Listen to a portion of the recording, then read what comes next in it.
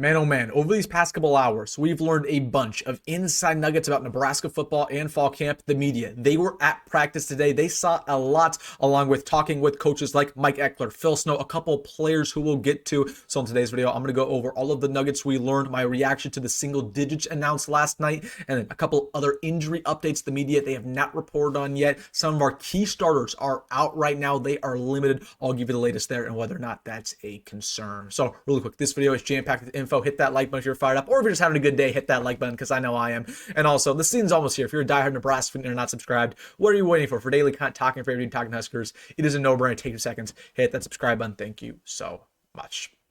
But without further ado, we have a lot to talk about. We learned a bunch of big-time inside bits about Nebraska football and fall camp today. The media, of course, they were at practice, but most notably, we talked with a couple of the coaches, a couple of the players even, and then we heard some injury nuggets. The media, they've not reported on this yet, but some of our key starters right now are limited, if not injured. We'll talk about that as the video progresses, but I want to get things started with Mike Ekeler, because that's somebody I've been very interested to hear from since he got to Nebraska. Of course, came in from Tennessee earlier this offseason, brand new special teams coordinator after what was a disaster in 2023 and 2024. And right off the bat, when he talked to the media, you could tell he was all energy. He reminds me a lot of somebody. You want to know who that is? Bo Pelini. You can tell that with his fiery passion, with his energy. Again, he was previously an assistant coach under Bo Pelini, so he kind of rubbed off on him a little bit, but I would run out of a cannon for a guy like Mike Ekeler. And right off the bat, he talked about our brand new punter, Archie Wilson. And that's kind of a question mark going into the fall. We know that Archie Wilson, he can kick it a mile, he can kick with both legs. That's not really concerned. The big concern that I had around him was just the fact it is an adjustment to move the United States, to put on a helmet for the first time, to put on pads for the first time, and especially when he goes out there against Kansas City, you're playing up against, 60, 70, 80,000 people, okay? The pressure's there, the intensity's there. So for that reason, Mike Ekeler, he talked about Archie Wilson, he said, this kid is special. Again, from a leg standpoint, from a talent standpoint, he can kick it a mile. He's going to be in the mix to lead this nation in pretty much every single statistic when it comes to punting. That, not only is he going to be a fine punter, then you don't have to worry about him. He's going to be one of the best players on this team. It isn't even close. So Archie Wilson, not only are we going to have a great punter this year from what it looks like, but he's going to be our guy for the next 4 years. That should excite you around Nebraska's punting situation. Like normally, we don't really look forward to getting the punter out there, but for the first time in a long time, Nebraska will have the ability to flip the field where, if we're driving, okay, and our drive stalls out the 50-yard line, we can pin somebody inside the 10 or the 5. That has not happened in the Matt Rule era or even the Scott Frost era. The best teams in the Big Ten can do that, and that's a huge advantage for their defense. So Archie Wilson, we're feeling great about him, and then you just go to the rest of the special teams. We're not worried about anything else. We know the kick return situation is going to be fine. We know the snapping's going to be fine. The holding's going to be fine. Going down and tackling the opposing return, that's going to be fine. Okay, Mike Ekeler will figure all of that out. The only question we have to this very day is who our starting kicker is going to be. And Mike Ekeler said today that that's still a battle. They have not decided. They want to decide by the end of the week. It's down to, again, Kyle Kinnanen, John Hull, and Tristan Alvano. But from the way it's looking, from the inside scoop that I've heard specifically, Kyle Kinnanen will likely be Nebraska's starting kicker this season. Now, I was honestly not expecting that. I thought John Hull was going to get that nod. I thought when the snapping got figured out, when the holding got figured out, he was admirable. He was decent. But just know this. There's a reason why Kyle Kinnanen's here now. Because Mike Ekeler got here, January, February. He took a look at this kicker room and he said, point blank, it's not good enough. Okay, Tristan Alvano's not good enough. John Hull's not good enough. So he brought in one of his guys. There's a reason why Kyle Kinnanen's here. Okay, that's Mike Ekeler's guy. And he's been performing the best so far in fall camp, not only in scrimmage the other day, but just every single day in practice, right? He's, from a consistency standpoint, he's been great, but also, again, he has the strongest leg in that room. So Kyle Kinnanen's been really good, and expect him to be our starting kicker this year. Mike Ekeler also said that we're the most disciplined team in America, which is high praise. I don't know if that's coach talk, but Mike Ekeler seems like a guy, he wouldn't lie to you. He's kind of like a Dana Holgerson, where if something's not working, he's going to be honest. He's the Bo Pelini in that way, right? He's going to be honest. If something's not right, he's going to tell you. But Mike Ekeler, he's also going to tell you when things are going right. He said that we are the most disciplined team in America, that we're going to fix our penalties on offense, defense, and on special teams. And point blank, he said that this year, the goal is not to have a medium or decent average special teams. That's not the goal. The goal is not to go from bad to average. The goal is to go from bad to best. We're trying to have the best special teams in America. Because Mike Ekeler said, if we're trying to do anything short of that, then we're just not doing our job. Okay, you can change a unit in 1 year nowadays in college football with the transfers. Okay, and with Mike Ekeler, with his energy, with his passion, with his history, feel really good about this unit going into this year. So I really liked hearing what Mike Ekeler had to say. I'm excited that he's back in Lincoln.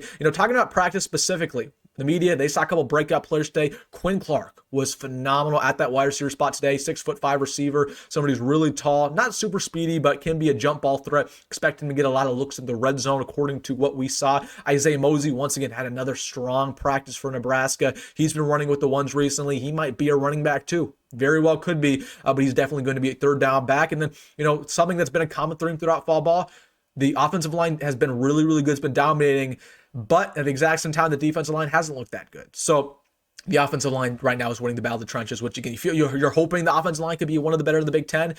You're hoping the defensive line can also take a step up and make that battle a little bit more competitive. So those are really the big things we learned from practice. The media, they only saw him for not too long, only about 20, 30 minutes. And then, talking about some of the player interviews before we talk about the single digits, the injury update that you're going to want to know. I want to start it off with Archie Wilson because he talked to the media really quickly. I didn't watch the whole interview, but he got really emotional. He was missing home a lot. He's somebody who's just really easy to root for, and he's excited to get going. I thought it was kind of a bad question. Like, there was a B reporter who said, so how is it moving to Lincoln, Nebraska, away from Australia? Like, kind of poking the bear a little bit. Like, you don't ask an 18-year-old kid that, But I thought, that really made me kind of root for Archie Wilson a lot because he got a little emotional. He missed his family, but he's somebody who's here on a business. This is all business, right? He wants to go put his best foot forward for this team and be one of the better punters in America. Dane talked to the media. He got a single digit. We're about to talk about that. He said that the goal, simply put, get 1,000 yards this year, go to the NFL. And he said his confidence is going to come true. Okay. It's not just, okay, that's the goal. He said, I'm going to get 1,000 yards this year. I'm going to. So that's get you fired up around this entire receiver core that Dane he's on a mission. He's on a mission this year. It's not, I'm looking for 1,000, but 800 would be nice. No, he's getting 1,000. Okay, he got that goal in mind. He's going to go after it. And then Vintage Shavers talked to the media real quickly. He said that he is sticking with number one, that the team, they voted that everybody who had a single digit last year will keep their single digit. Now, I'm not a huge fan about that when it comes to Vincent because Vintage Shavers did not earn a single digit. Okay, if you go back to what happened, Jamari Butler earned number one from last year. But what happened was Jamari didn't actually want number one. He traded back to get his old number, which was number 10, which Vincent was rocking. So they kind of swapped numbers. So I'm not a huge fan of that. Like, I'm cool with, Marquez Buford getting his number back, or Deshaun Singleton, you go down the list, Malcolm Hartzog, like they earned those single digits. Vincent didn't earn number one. He just traded for it. So I kind of wish he earned it. And Vincent's one of the best players on this team, so I'm not even that mad about it. But I thought that was interesting that he's sticking with number one. He said that he's going to have a bigger role blitzing this year off the edge. He might be playing a little bit of jack from time to time, so that's going to be interesting using his physicality, using aggression. And then also I thought Vince Shavers, he said that the big thing that I gravitated towards was he's gotten better watching film this year. Okay, learning defenses at a high level, right? Understanding what the quarterback's doing before he snaps the football. That's what makes the best linebackers, right? It's not necessarily your speed, your size, whatever, your tackling ability. It's about being intellectually smart, like a Bobby Wagner, like a Levante, right? And that's where Vince Shavers really lacked last year as a true freshman, as you'd expect, because he was only 18 years old. But he said this year he's gotten a lot better watching film and getting locked in on what the opposing offense is doing. So that was interesting. All the nuggets we learned today. And then, giving you my instant reaction on the single digits yesterday. So they announced two of them. Now, I was going to make a video about it, but I found out a little bit late. I was taking a nap, but they announced that Dane got his number 6, which was not shocking. I predicted that one. That was a pretty easy prediction. He had number 6 at Kentucky, so he got his number 6 back. Not too shocking, one of the best players on his team. And then the one that was pretty shocking to me, which I did not see this coming at all. I'll be very honest with you. I don't think many people saw this coming. Riley Van Poppel got number 5 for Nebraska. So the reason why these single digits, in my opinion, are pretty important is because the coaching staff is basically telling you, hey, these are the top 10 best players on the team. And they clearly believe that Riley Van Poppel is one of the best players on the squad. Now, I'm shocked by that. I'll be very honest with you. I think Riley Van Poppel is good. I think he's going to take a jump forward. They're basically saying he's the best defensive lineman we have. Is that a good thing or a bad thing? I don't know. But feel great about Riley Van Poppel. Hopefully he can take a jump forward. This is somebody who I think is going to be better than Ty Robinson when it's all said and done. Will it be this year? We'll see. But he gets number 5, so that should give you a little bit of optimism around this defensive line.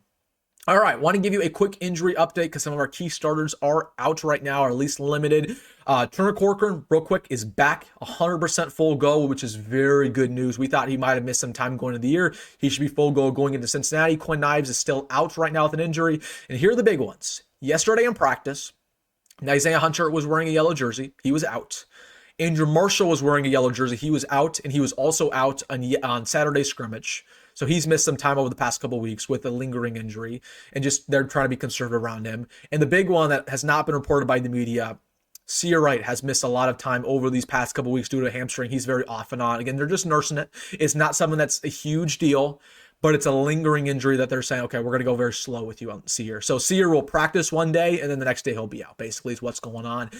So just not good news there. Those are 3 bona fide stars for Nebraska who are out. Both of them, all 3 of them, none of their injuries are very serious, but all of them are lingering injuries that Nebraska just taking it very slow, hoping they can get up to 100% by the time we get to Cincinnati. So definitely worth noting. Definitely worth noting. And also should be mentioned that Sear Wright, he's off of social media. He's completely locked in. I was noticing yesterday, I was trying to make a thumbnail for one of my videos, and I was going to Sear Wright's Instagram page, completely deleted. So Sear Wright, he locked down the season, but just wanted to mention that. But he is injured right now with the hamstring, out on and off. He did not practice as well in that scrimmage on Saturday. So that's the reason why, guys like Donovan Jones, Rex Guthrie played a lot, Jameer Khan. It's not because those guys are actually ones on the team. It's because our ones were out in that scrimmage.